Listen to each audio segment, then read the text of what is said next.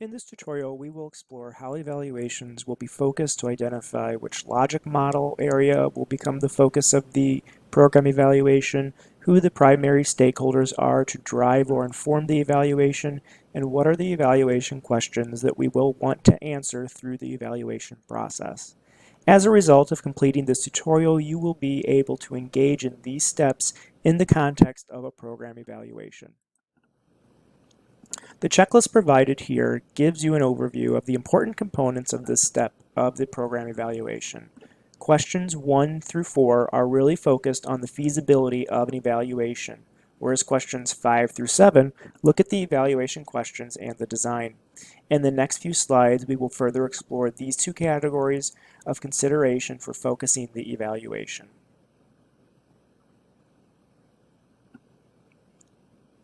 The purpose of the utility and feasibility set of questions is to ensure that completing a program evaluation is feasible. Risks are things that make identifying the merit or worth of a program difficult or unlikely. Question 1 looks at what is the purpose of the evaluation. Purpose refers to the general intent of the evaluation. A clear purpose serves as the basis for the evaluation questions, design, and methods. Do we know why we are going to do a program evaluation?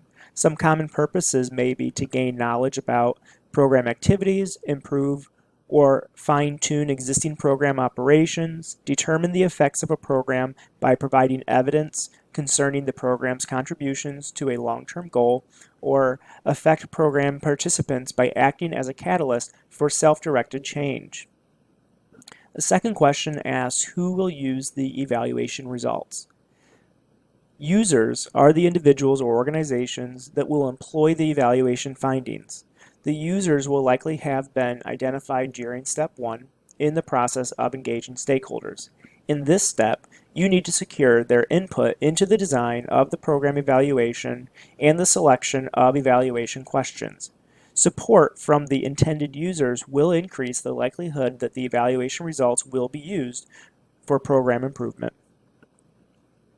How will they use the evaluation results is what question number 3 is looking at. Many insights on use will have been identified in step 1. Information collected may have varying uses, which should be described in detail when designing the evaluation. Some examples of the use of evaluation information is to document the level of success in achieving outcomes,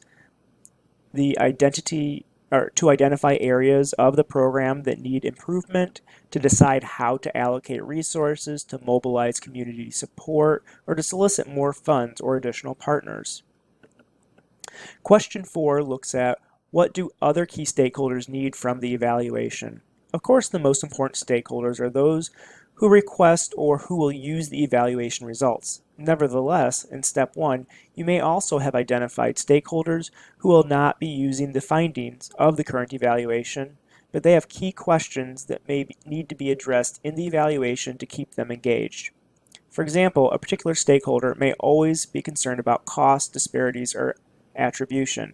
If so, you may need to add those questions to your evaluation focus. The first 4 questions help identify the most useful focus of the evaluation, but you must also determine whether or not it is realistic or feasible.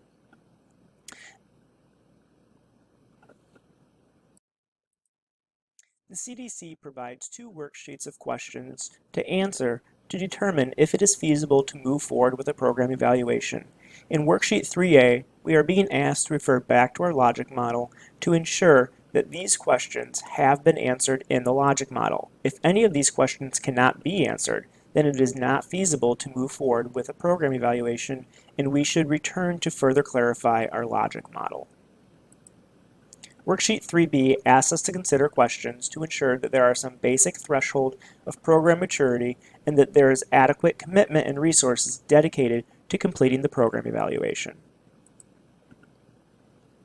Once the first series of questions have been addressed, we are then safe to begin considering what the evaluation questions will be and what sort of design is appropriate for our evaluation. First, consider what the actual focus of the program evaluation will be. Is it looking at the program implementation or the program outcomes? The four focus criteria in the question 5 identify the components of the logic model to be included in the evaluation focus. These activities, but not these, or these outcomes, but not these, is how one should consider what the focus of the evaluation will be. At this point, you convert the components of the focus into specific questions, i.e., implementation, effectiveness, efficiency, and attribution. Were my activities implemented as planned? Did my intended outcomes occur? Were the outcomes due to my activities as opposed to something else? If the outcomes occurred at some but not all sites, what barriers existed at less successful locations, and what factors were related to success? At what cost were my activities implemented and my outcomes delivered? Here are some examples of evaluation questions that could be used to evaluate our UMass Amherst Research and Undergraduate Education Program. These questions are focused on the outcomes of the program rather than the implementation. If you know that a program is not going to be implemented again, then the outcomes may be the only part of the program of interest. If there is concern that lack of fidelity to implementation impacted the outcomes, or if there is a plan to continue the program, then implementation might be a desirable focus. Once these evaluations are drafted, we would want to share these with our evaluation team member stakeholders to review and for approval.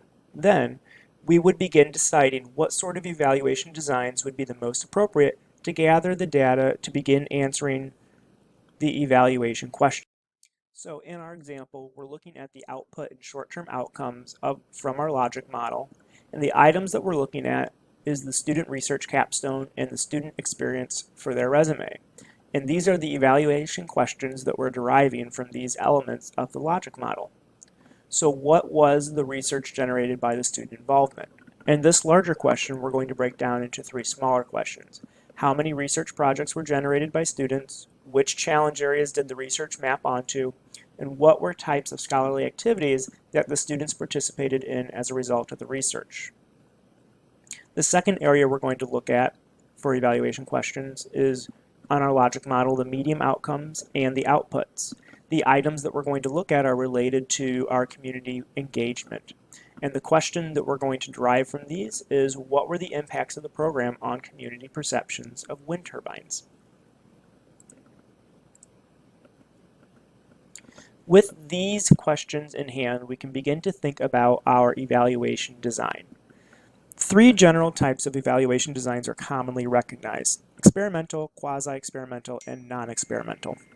Traditional program evaluation typically uses the third type, but all three are presented here because over the life of a program, traditional evaluation approaches may need to be supplemented with other studies that look more like research. Experimental and quasi-experimental designs are looking for a relationship between variables and attempt to control for random variables that are not being evaluated.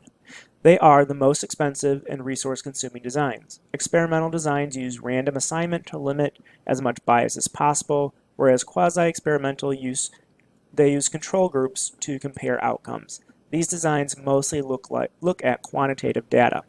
Non-experimental designs are generally observational in nature and are utilizing a variety of data types and collection methods. These tend to focus more on reactions, impressions, and attitudes of program stakeholders. When looking at changes over time or impact of interventions, surveys or pre-post tests are often used. The rigor of the proof in these sorts of designs tends to be less, but are typically adequate in social and educational programs. It is oftentimes not feasible to attempt the other types of program designs.